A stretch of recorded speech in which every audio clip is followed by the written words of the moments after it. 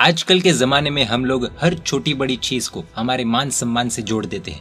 छोटी से छोटी गलती में भी हमारा ईगो हर्ट हो जाता है, मन में द्वेष भाव आने लग जाते हैं। ऐसे भाव का क्या फल हो सकता है, वो आज हम एक सच्ची घटना के माध्यम से जानने की कोशिश करेंगे। जानने के लिए बने रहिए इस वीडियो के अंत तक। जम्बू द्वीप में भरत क्षेत्र में इस अवसरपीढ़ी काल के 20वें तीर्थंकर श्री मुनीश्वरत स्वामी भगवान के समय की बात है। एक नगर में एक बड़ा सेठ रहता था। उसका नाम था कार्तिक सेठ। कार्तिक सेठ जैन धर्म के सच्चे अनुयायी थे, यानी कि जैन धर्म के ट्रू फॉलोअर थे। उस सेठ के यहाँ 1008 मुनीम काम करते थे। ऐसी धन संपत्ति के मालिक थे वह सेठ। एक बार उस नगर में एक सन्यासी आए।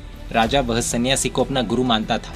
नगर के सभी लोग वह गुरु के दर्शन करने के लिए गए, लेकिन कार्तिक सेठ नहीं गए, क्योंकि वह शुद्ध देव गुरु धर्म के प्रति आस्थावान थे, शुद्ध देव गुरु धर्म के प्रति समर्पित थे। कार्तिक सेठ के किसी शत्रु ने उस सन्यासी को भड़काना चालू किया। उनके कान भर दिए कि कार्तिक सेठ आपके दर्शन के लिए नहीं आए हैं, उन्हें अपने धर्म पर बहुत गर्व है, वह अन्य धर्म के साधुओं के आगे कभी झुकने के लिए तैयार नहीं है।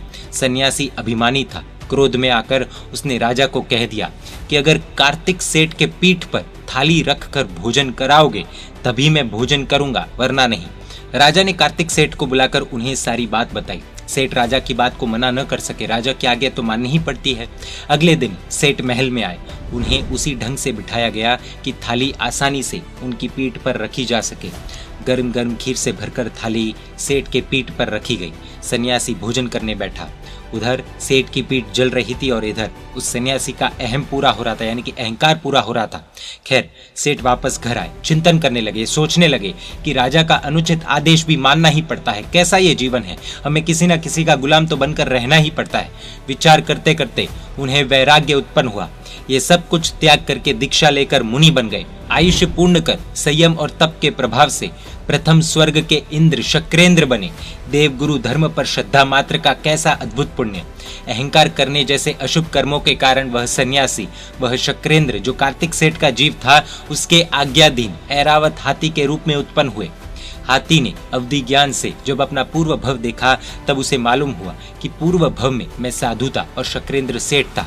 हाथी के मन में पुनः वैर भावना जागृत हुई। ऐरावत हाथी ने अपने 2 रूप बनाए। शक्रेंद्र ने यह देखकर एक हाथी पर अपना दंड रखा और दूसरे पर स्वयं बैठ गए। हाथी और रूप बनाते गए और शक्रेंद्र कुछ न कुछ रखते गए। सिलसिला इसी तरह चलता रहा। तब शक्रेंद्र ने अपने अवधि ज्ञान से पता लगाया कि ये मेरे पूर्व जन्म का वैरी सन्यासी ही है। शक्रेंद्र ने हाथी को शांत करने के लिए वज्र का प्रहार किया। वज्र के लगते ही हाथी ने अपने सारे रूपों को नष्ट कर दिया और पूरी तरह से शक्रेंद्र के अधीन बन गया, शक्रेंद्र के अंडर में आ गया। तब से अब तक जब भी शक्रेंद्र महाराज तीर्थंकर परमात्मा के कल्याण उत्सवों में आते हैं, तब ऐरावत हाथी पर सवार होकर ही आते हैं। किसी को एक बार झुकाने के चक्कर में न जाने कितनी बार झुकना पड़ सकता है, उस चीज को हम इस कथा के माध्यम से समझ सकते हैं। एक क्षण का अहंकार या किसी को झुकाने का आनंद आगे परलोक में, आने वाले जन्म में, आने वाले भव में हमें कितनी बार झुकाता है, वो तो कर्म सत्ता ही तय करती है। जैन मीडिया पर ऐसे वीडियोस आते रहेंगे। देखने के लिए आपको Jain media YouTube channel subscribe कर नोटिफिकेशंस के लिए बेल आइकन प्रेस करना होगा। आप हमें फेसबुक और इंस्टाग्राम पर भी फॉलो कर सकते हैं। परमात्मा के आज्ञा विरुद्ध कुछ भी कहा हो तो मिच्छामि दुक्कडम। जय जिन शासन, जय महावीर।